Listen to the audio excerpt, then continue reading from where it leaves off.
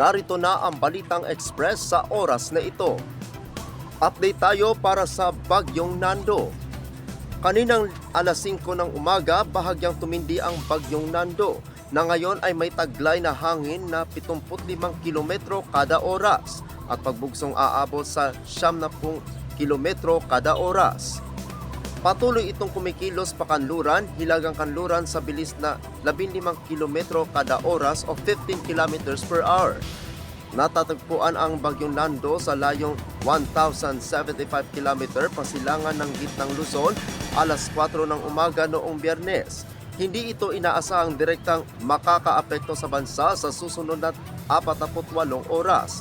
Patuloy na lalakas ang Bagyong Nando sa ibabaw ng Philippine Sea at maaaring umabot sa sobrang lakas ang bagyo bago maglandfall o dumaan ng napakalapit sa Babuyan Island sa pagitan ng Lunes ng gabi at unang bahagi ng Martes. Wind signal number 1 ay maaaring itaas sa bahagi ng Northern Luzon simula sa Sabado na may signal number 5 bilang pinakamataas na posibleng babala ng hangin na itataas. Ang Bagyong Nando ay nagpapakilos din ng monsoon rain sa kanlurang Luzon mula Linggo o Lunes.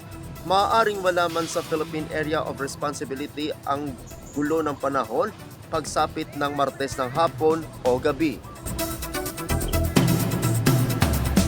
Yan muna ang Balitang Express sa oras na ito. Ako ang inyong lingkod sa Balita Online, Apolinario, 30 Valencia.